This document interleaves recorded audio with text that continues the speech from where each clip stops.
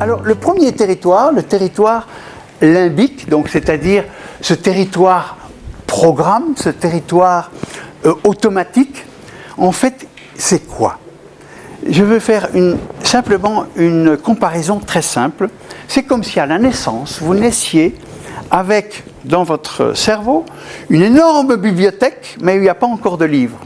Donc les étagères sont là, et au fil des heures, des jours, des mois, des années, cette bibliothèque va s'étoffer de vos connaissances, de vos savoirs, de vos savoir-faire, mais aussi beaucoup de vos émotions, de vos émotions positives. Tiens, ça, je suis récompensé, donc on va multiplier ce genre de réactions, soit négatives, et on va plutôt éviter, on va créer des tabous.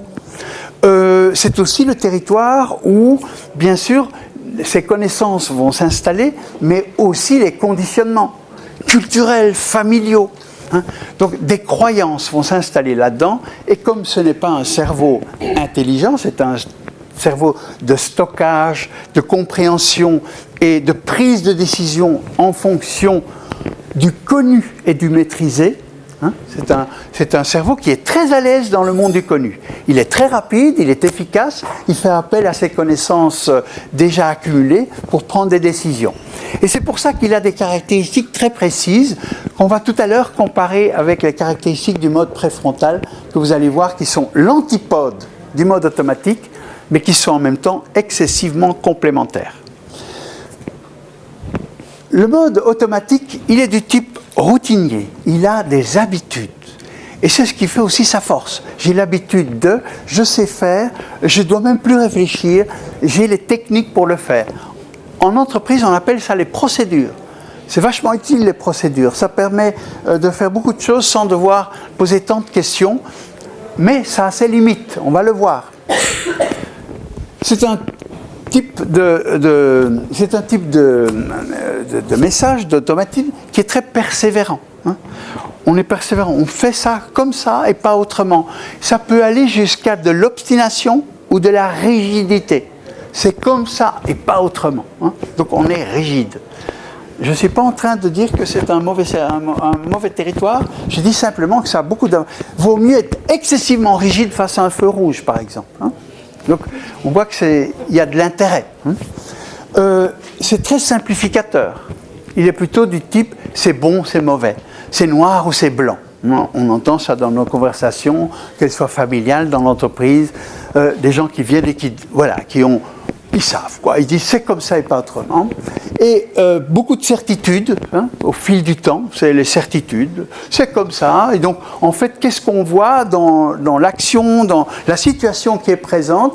C'est comme si cette situation était un tout et décodé du reste, c'est-à-dire qu'on a une certitude sur ce qu'on vit, mais on ne voit pas l'entourage, on ne s'ouvre pas au reste, et en fait, on construit en soi des certitudes limbiques, des certitudes sur les choses. Il se nourrit d'empirisme, de l'expérience, bien sûr.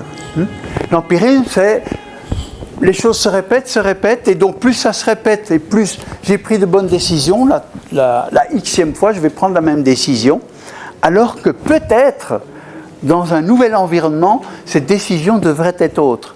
Mais là, je me base sur mon expérience, et donc on a toujours fait ça comme ça, et ça marchait, donc ça va marcher demain. C'est cette pensée-là. Et sixième caractéristique un peu différente des autres, c'est un territoire qui est excessivement sensible à l'image sociale, c'est-à-dire au regard de l'autre. Combien de décisions ne prenons-nous pas, consciemment ou inconsciemment, simplement parce que prendre une autre décision, c'est délicat, il y a des conventions, et on fait un peu en fonction de l'endroit où on est, même si on n'est pas tout à fait d'accord avec soi-même. On préfère rester dans la culture.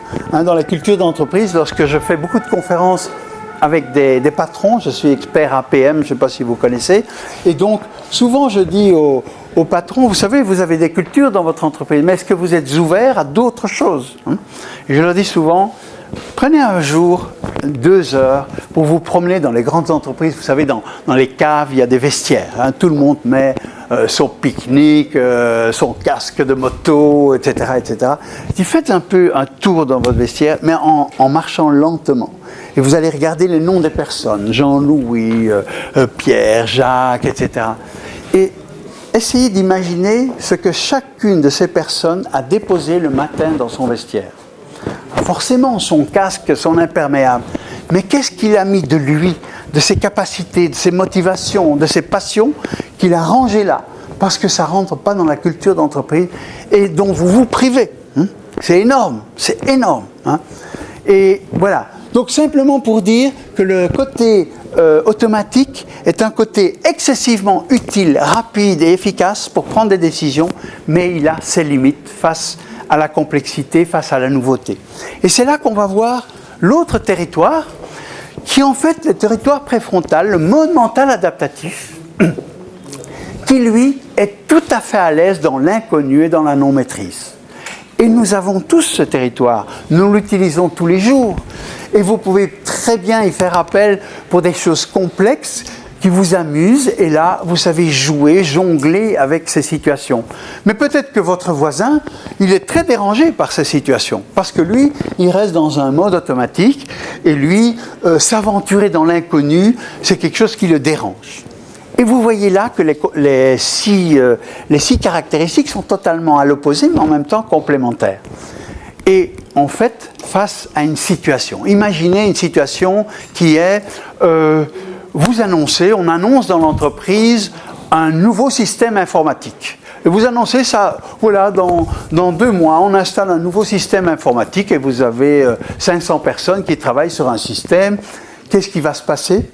Alors, il y en a qui vont en fait rester bloqués, mais résistance au changement. Ah mais non, ça fonctionne, on connaît, on sait qu'il faut toucher là, et quand ça ne marche pas, il suffit d'aller pointer là-bas pour trouver des solutions.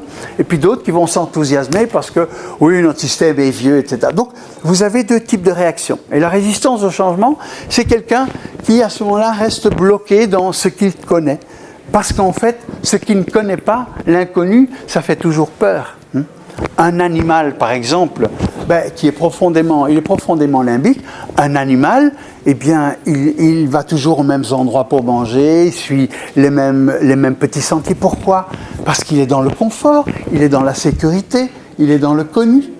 Or, nous avons cette possibilité de créer, d'engendrer, d'innover, et c'est pour ça qu'au fond, tout l'avenir de l'humanité, c'est le développement de ce mode préfrontal pour pouvoir intelligemment trouver des bonnes solutions et comprendre les avantages, les inconvénients de chaque système. Et donc, on voit que là, vous avez, je dirais, presque l'input, le traitement et l'output. Et en fait, la première chose à faire face à quelque chose dont on ne connaît pas l'entièreté des éléments, c'est d'être curieux. C'est faire de la maïeutique. Tiens, pourquoi, par qui, comment, depuis quand? Se poser ces questions-là, rien que se les poser déjà, permet à un certain moment ce que nous appelons une bascule. C'est-à-dire passer d'un mode automatique où on est carré à un mode de réflexion et d'intelligence. Donc la curiosité, la souplesse, tout ce qu'on rencontre n'est pas toujours agréable à premier abord. Et la souplesse, c'est en fait être, je dirais, bien sûr un peu adaptatif, mais accepter les choses, mais sans pour autant se résigner. Mais commencer par accepter, c'est une réalité. Un rigide va vous dire, ça ne se connaît pas. Et non, la souplesse est importante. Et là, en fait, qu'est-ce qui se passe face à la complexité? C'est que vous avez une vue comme celle-là, et bien petit à petit, vous ouvrez vos horizons. Et là, commence à ce moment-là la notion du traitement. Je vais nuancer. En fait, dans ce changement d'informatique, c'est vrai que ça va apporter des inconvénients, mais aussi des avantages. Avantages, inconvénients. C'est très important dans le coaching. Lorsque les gens vous disent les choses, en général, c'est toujours du négatif. Et posez un jour la question, et ce serait quoi les avantages? Nuancer. Lorsqu'on nuance, on relativise, on prend du recul. Est-ce que c'est si grave que ça, pour finir? Et en fait, on voit les choses autrement. Relativiser. Et lorsqu'on fait ce processus, forcément, on arrive petit à petit à une réflexion intelligente, rationnelle, qui en fait correspond aux besoins. Et même lorsqu'on n'a pas toutes les solutions, qu'on n'a pas tout maîtrisé, eh bien, on se sent serein. La sérénité est ici, ce n'est plus du calme, c'est de la sérénité. Hein. On peut être serein face à la mort. Hein. On peut être très serein. Hein. Donc, la sérénité peut nous amener dans un état de, je ne vais pas dire un état de grâce parce qu'on est souvent serein, mais c'est une sérénité qui permet à l'intuition de nous donner les bonnes idées. Et en fait, tout le jeu est là, c'est qu'en fait, ce n'est pas l'un ou l'autre qui est bon, il faut travailler les deux à la fois. On n'est pas, c'est pas de dire oh, moi je suis préfrontal, non, ça sert à rien. Il faut savoir être limbique aussi dans beaucoup de circonstances. Donc il faut savoir jongler avec les deux en fonction des situations.